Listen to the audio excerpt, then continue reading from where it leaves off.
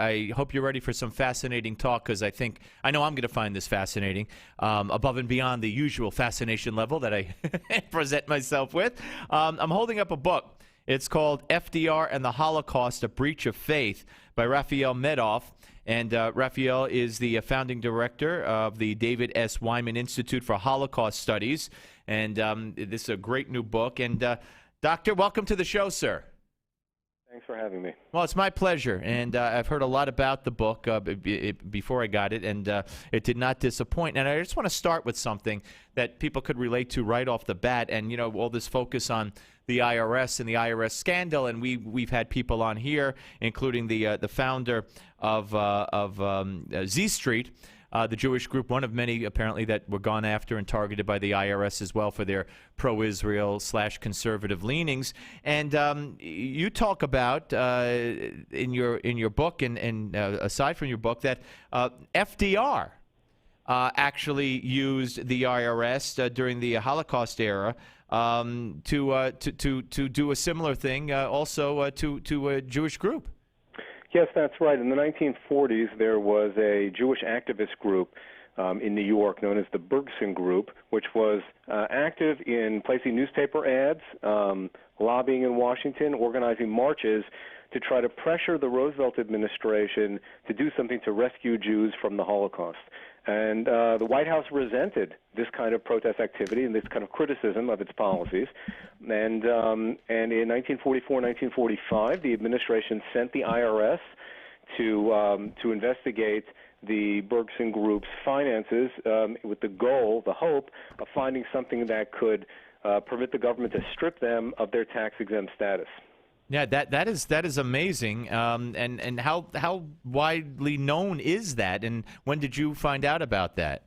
Actually, Steve, it's not just the IRS. The administration also used the FBI, sent them to spy on the group. They put informers in the group. They went through their mail. They tapped their telephones, and they're trying to find dirt on these guys because the Bergson Group posed a political problem for the administration. It was embarrassing to have these Jewish activists pointing out that President Roosevelt, the supposed humanitarian, was turning a blind eye to the mass murder of the Jews in Europe. So the administration really used all the weapons it had at its disposal to try to put the Bergson Group out of commission. Most of the information about how FDR used the IRS and the FBI against Bergson comes from 1,200 pages of documents that I was able to get through the Freedom of Information Act, internal Roosevelt administration documents that show the whole campaign of spying and harassing the Jewish activists in the 40s. Well, not only that, and that's what I was going to say, you know, when people think about FDR, and certainly when history is taught to students in school about FDR, it's taught in one direction. Very few people, if you ask them, will, very few, some, yes, some critical of our actions during the Holocaust, and or maybe better put, our inaction during the Holocaust and what was going on. But you have taken these newly released documents and written the book FDR and the Holocaust: A Breach of Faith, and you have found out much more than what you've just told us on the surface. That is only the surface. Well, certainly President Roosevelt deserves all credit for what he did to lead America out of the Depression, and of course his leadership in World War II. But at the same time, it's important for us to face up to the flaws that every president has.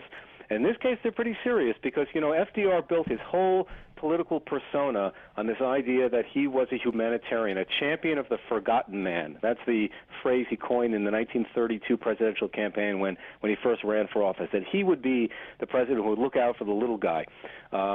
But this whole idea of the forgotten man, well, it turned out to be kind of hypocritical because when the Holocaust exploded, when millions of Jews were being massacred in Europe, well, FDR forgot about them. Not that as an American president he had a special obligation to rescue people in other countries, but in this case there was so much that the United States could have done, that the Roosevelt administration could have done, which would have required very little effort, and could have saved so many lives. He didn't have to turn away that famous ship, the St. Louis, the Voyage of the Damned. Right, absolutely. Those people could have been given temporary refuge. Or for example, Roosevelt's rejection of appeals to bomb Auschwitz or the railway lines leading to that. You know, American bombers were flying right over Auschwitz in 1944. They were hitting other targets right nearby.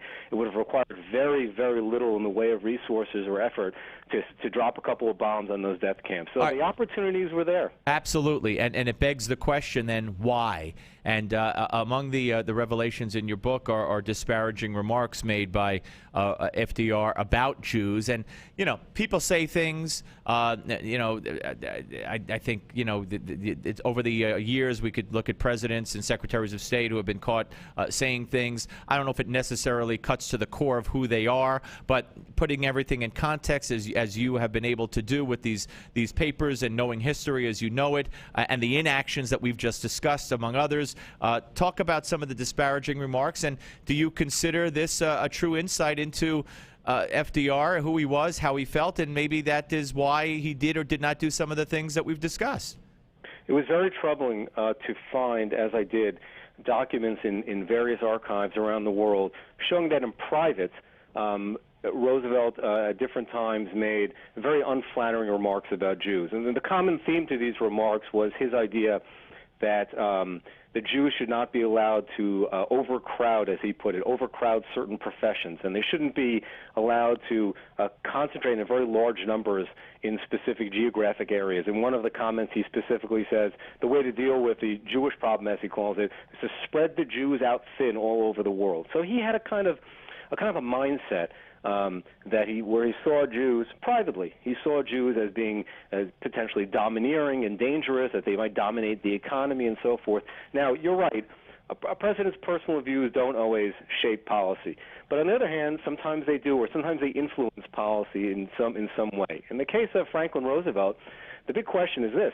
You know, America had immigration quotas in those days, so there was a limit on how many Jews could come from Europe, let's say, who were fleeing from Hitler. But those quotas were almost never filled. In all but one of President Roosevelt's years in office, the quota from Germany was not even close to being filled. In fact, most years it was less than one-fourth filled. So the administration, Roosevelt's administration, was going out of its way above and beyond the immigration laws to try to keep the number of Jewish immigrants as low as possible. That's the troubling thing, and that's where we start to wonder, did his personal feelings about not having too many Jews help answer this dilemma? Why go so far beyond the law to try to keep these people who are fleeing from the gas chambers, Sure, try to keep them out of America? No, absolutely.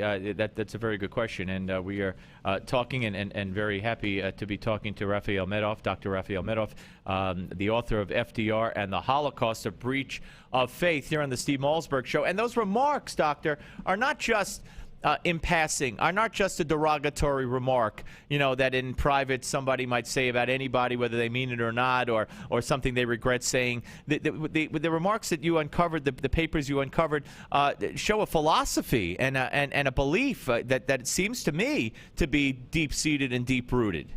Right, and sometimes it wasn't just rhetoric. For example, I found FDR in 1941 boasting about how back in the 1920s, when he was a member of Harvard's Board of Trustees, how he helped implement a quota to make sure that the number of Jews who were admitted into Harvard was kept very low. So this was something that was very much on his mind, and I think it helped shape his vision of what he thought America should look like. In his mind, it's clear from his statements and from some of his early writings as well, that his idea for America was that it was a place that shouldn't be too many Jews, and also, by the way, too many Asians. He wrote a number of very harsh articles about Asians back in the 1920s, and you see there was kind of an attitude towards certain minority groups that they really didn't belong in America, certainly not in large numbers. And this, I'm afraid, may have really helped shape some of his policies towards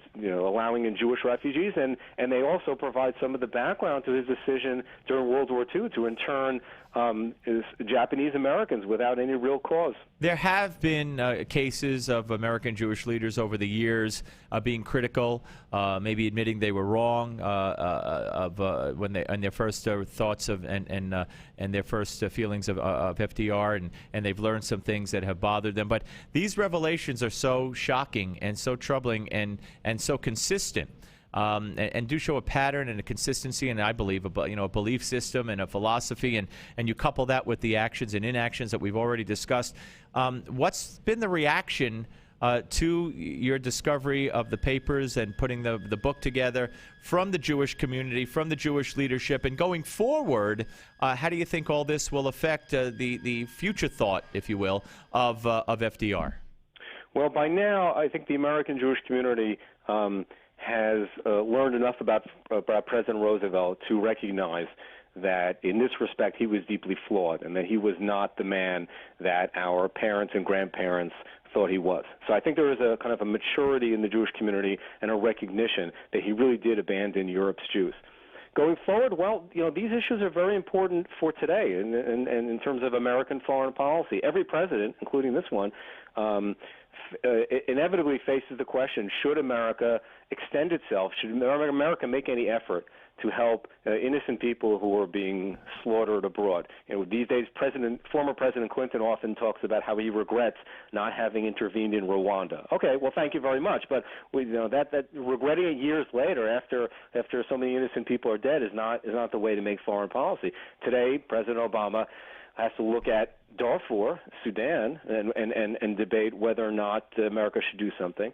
Obviously, what's happening in Syria so far has not merited much American intervention. But these are real questions, because when America has the ability, as it did, let's say, in the 1940s, with just a few bombs to maybe knock out mass murder machinery, America has that power. Should it use it? Of course. So it's not just a theoretical question, but what Roosevelt did in the 40s and the lessons to be learned from it, very relevant today. And of course, Doctor, it would be compounded. Not that I agree with interventionism in all the places you've mentioned, but that aside, that's not neither here nor there. If there is inaction and we don't do Darfur and Clinton didn't do Rwanda and whatever, and then we find out later that there are writings and conversations and opinions and thoughts on the people of Rwanda, derogatory remarks, stereotypical remarks, whatever, it puts everything and policy in a whole nother light, as this is done with Roosevelt.